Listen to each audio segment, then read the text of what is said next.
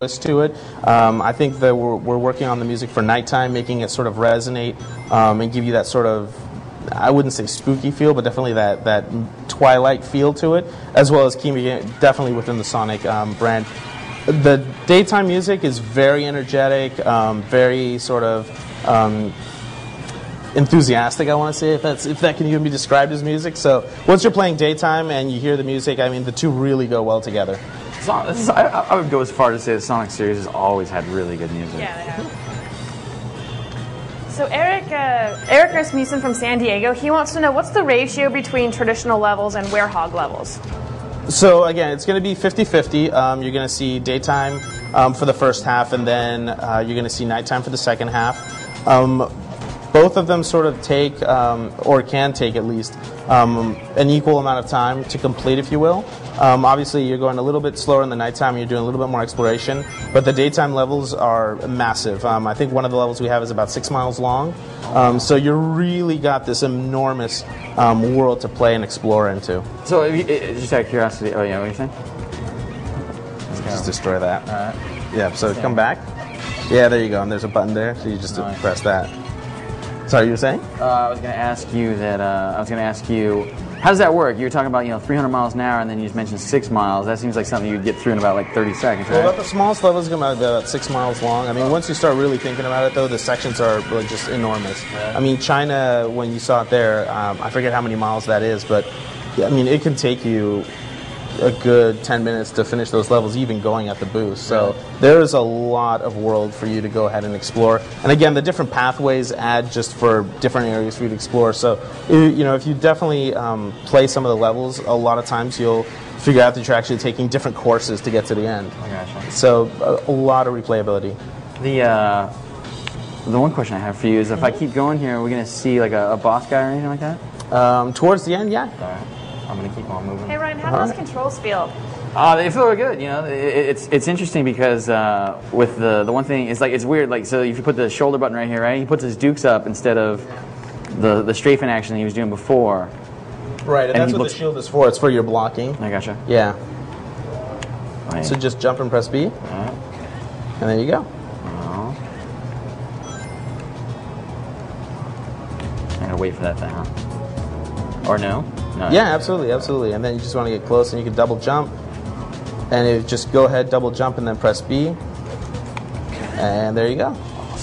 Yeah, so it's very forgiving like that. So again, I think kids of all ages are really going to enjoy something like this. Yeah, I mean, and it's like it's cool. I don't know if it's just for the E3 demo or not, but like it's very clear as to here's a pole, grab it, push B, exactly on screen. Hey guys, I have another question over here. Jonathan Charles from Stoke-on-Trent wants to know, will you have any levels that reward you for getting 50 or more rings like the original games? And is Supersonic going to be brought back? That actually we're looking into, so that's something that we've got to still figure out going through it, is how we're going to incorporate those elements into this. Specifically because we need to figure out, how we want... we've got an idea, obviously, using the rings as ring energy, and of course, using the rings for life and for getting extra lives. But right now, we've got to figure out what else, we want those rings to be associated with. So again, and the fact that the Chaos Emeralds have been drained, again, that's something we have to look into about Supersonic. Now, we're obviously playing it here on the 360. I have to imagine, though, you guys are making this for the PS3 as well? Absolutely. This is going to be coming out for the PS3. It's going to be coming out for the Wii and the PS2. One of the things to note is that we've actually got 2 development silos going. We've got one silo that's focusing on the PS3 and the 360, and then we have another team focusing on the Wii and the PS2. So the Wii and the PS2 are going to be slightly different. Obviously, we're going to be catering the Wii version to be using the Wiimote and everything that the Wii has to offer. And again, we're going to be focusing on the 360 and the PS3 with keeping the graphics and everything that we can do and how we can take advantage of the online components. Gotcha. You said you're developing for the PS3 and the 360. Are you guys going to be able to support trophies for PS3? I'm sorry? Are you going to be able to support trophies for the PS3? That's something that we will be talking about later on. What about, can you tell me anything about achievements for the 360? Again, we definitely are going to be having achievements. And again, the online component is something that we will be talking about later on. Now, that's definitely one of the things that we want to try and nail down and nail it down right. Now you're saying later on, when are folks expecting to see this? So everybody's going to be able to see this November of 2008. That's awesome. Now, all right. So how do I get up here? So just double jump. There you go.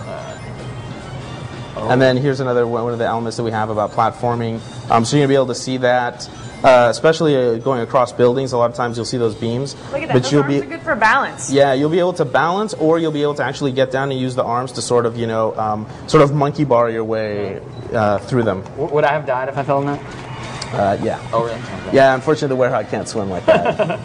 Arms are too heavy and all that. I'm trying to get to this boss before we run out of time here. Sure. Although I guess you'd only be cutting into your own time because you're going to do one more demo with this before you go, correct? That's right. I'm going to be showcasing Sonic Chronicles, which is Sonic's first foray into the RPG genre. And that's on the DS, correct? And that is going to be exclusively on the DS. We're very excited to be working with BioWare, and really? Yeah, teaming up with BioWare to be able to bring the very first Sonic RPG game. So does that mean like Greg and Ray? I'm sorry? Like Greg and Ray over there at BioWare? Yeah. That's awesome. Those Yeah, guys are awesome. are all great guys. So we're really excited to be working with them. You are almost there. Yeah? Yeah. Right. So you want to go to the right? All right. Oh, actually, go right behind you. Yeah. And go to where. Keep going. There you go. So you want to lay it down right where that red temple is. Right here? Back that way. Then we go here? No, keep coming back. Oh, keep coming back towards me. Back downstairs. Yeah, and then go to the left. Other left. This way? There you go. Right gotcha. there you go.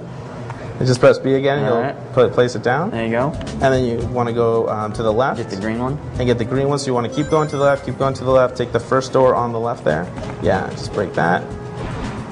And just pick that one up. And then you'll get to the boss area. How you liking the control and the feel for the Werehog and the combat? Yeah, it's good business, dude. All right, cool. I think we're gonna go to a tape segment here in a sec, but let's see this boss real quick. Oh wait, you've got a ways to go. Oh, for real? Yeah, I just remembered you've got a whole platforming section to go. Sorry about that. It's okay. Let's see, where should I go? So you're going to want to go over to that section. You're going to want to double jump and then use the B button again. All right. Sort of use your arms up. Yeah, there you go. And that's the platforming area I was talking about. You can definitely come down if you want to and sort of monkey bar away across the poles if you How do I do that? choose to. So just kind of like go as if you were falling off. All right. There you go. And then you can just do that as well. I got there you. you go. All right. So it just depends on how you want to play. All so right. it definitely caters to that. I think we're gonna give you and me a break for Sure. half a second and take a look at some SOCOM business that we shot in the field, and we'll get you set up over here with the DS version of